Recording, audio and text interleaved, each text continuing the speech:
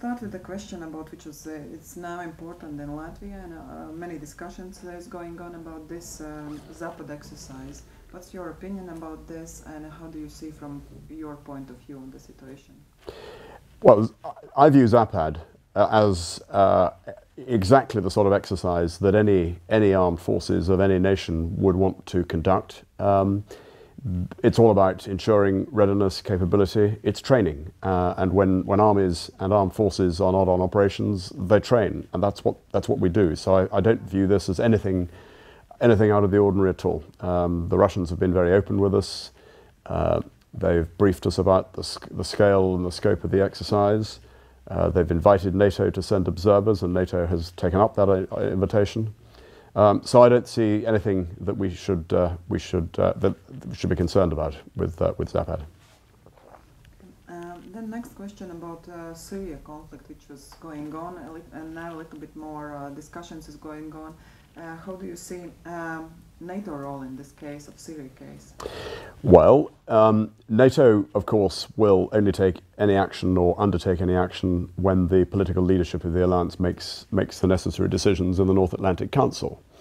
And all that has happened so far is that, as you know, NATO is supporting Turkey. The air defense of Turkey has deployed Patriot batteries to southern Turkey in accordance with a Turkish request. And that is all that NATO has done.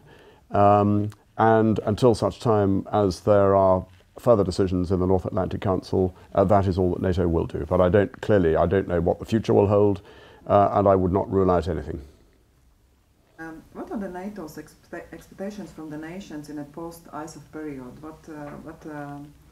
What will be, and how do you see that? Well, we're very clear that the post-ISAF mission, which the alliance, together with the Afghan government, signed up to and agreed to conduct at Chicago, the Chicago summit last year, is a key mission. This is critical to the future stability of Afghanistan, and indeed the future security of Afghanistan. I would say that the ISAF operation, the ISAF campaign, despite awesome challenges, is heading very firmly in the right direction. The Afghan National Security Forces are now in control, but they will continue to need support. They will continue to need training support. They will continue to need advice. And meanwhile, of course, we are under no illusions that the insurgency will continue through 2014, after the ISAF mission, and into the future. And if the Afghan security forces are to ensure that that insurgency does not pose an existential threat to the government of Afghanistan, they will continue to need support from NATO and the international community. Hence the planning that we are conducting as far as the future is concerned, in accordance with our political direction. As far as expectations from the nations are concerned, well, you would expect me to say, as NATO's force generator and the member of the command group of SHAPE responsible for generating the means to conduct operations, well, I look to the nations to support it. And I am in regular contact with the chiefs of defense of all the NATO nations, together with our partner nations engaged in Afghanistan, to encourage them all to provide the necessary support in terms of troops on the ground that we're going to need to conduct that mission. Can you tell more about this support case? How do you see what exactly will be the support? Well, what we're looking at is providing training support and advice to the Afghan, both the Afghan army and the Afghan police, together with what you might call capacity building in the various security ministries, the Ministry of Defense and the Interior Ministry in Kabul. I think the ministerial advice will be a key component, but also we're looking at how best we provide advice at an appropriate level in accordance with the direction we've been given. And of course, that is now the subject of ongoing discussion.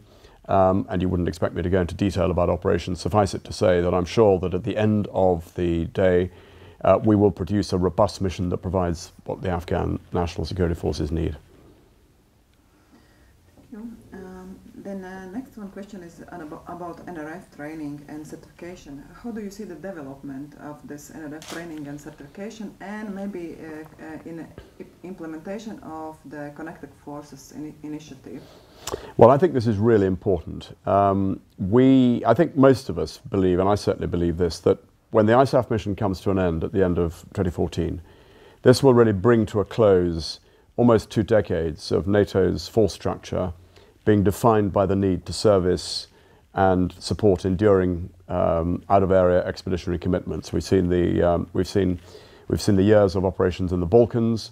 For some nations, of course, there was Iraq, and then for all nations, there's been Afghanistan.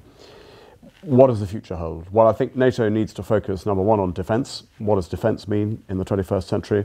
And security as well. How do we prevent a problem in a far-off land, given the sort of the globalised world we live in, impacting on us within NATO?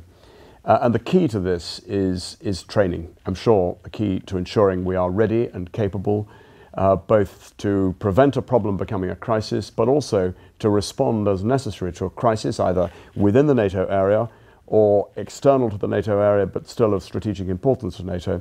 The key is strong, credible reserves. And that means ensuring that the NATO response force is strong, is credible, is usable, that the nations of NATO are ready to use it. And part of this, of course, is training. So I think we all view the training of NRF and the commitment of forces to NRF as being of vital importance to NATO as it comes to terms with the new paradigm in which we find ourselves in. Thank you. And final question is about your time in your position. As I know, next year your time in this position is finished. And how do you see what was very important in your time? Because in those years happened a lot of things, and how do you see what was very good, what was interesting, maybe what would be needed to do different? Well, it's been a fascinating nearly 2.5, getting on for 3 years when I leave this post at the end of March next year.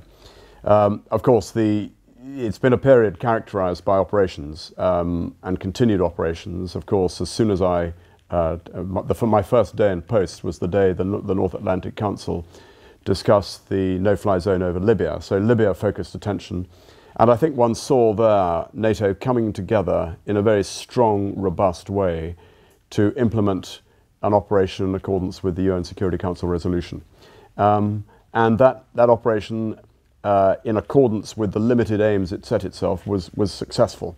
But of course, if you look more widely, what I think we see is and this is a feature in a sense of the complexity of the world we live in, that actions taken to resolve a particular problem, of course, inevitably have second and third order effects, which we may not be able to anticipate. I think the second area, of course, is Afghanistan. Well, I think if you looked back 3 years, 2 years to where we were in Afghanistan at the beginning of 2011, end of 2010, I don't think any of us would have expected the Afghan security forces to have improved their capability and capacity quite as well as they have done. We all continue to suffer awesome challenges. I don't underestimate, and I certainly don't underestimate the tragic expenditure of blood as well. All our nations have suffered grievous losses, and indeed, of course, the Afghans continue to suffer more losses than anybody. But nevertheless, I think that operation is heading in the right direction, and I think it's a testament to the strength of the alliance. In terms of more broadly, I think anybody spending time serving the alliance cannot but be impressed with the commitment of the nations, this fusion of 28 nations together in the strongest alliance the world has seen in history. And that is something that has got to be encouraging for the future. Of course, NATO faces challenges. We are well aware of the challenges of continued, particularly European underfunding of defence, the increased dependence on the United States. And that, I think, means that it places a premium on European nations to find ways to step up to the mark in defence spending terms in order to allow the Americans to focus on other areas potentially that as the strategic position changes. But overall, I have to say that the position of TSAC has been a great privilege, a great delight, and one of the greatest of all delights and a hugely enriching experience is the opportunity to get to know the different nations of the alliance as well as one has done, And if I may just speak personally, here I am in Latvia. This is my third visit to Latvia. I feel very comfortable in Latvia. Riga is a delightful city. Latvia is a hugely welcoming country with delightful people, and it's a place I look forward to returning to in future years. Thank you. Thank you very much.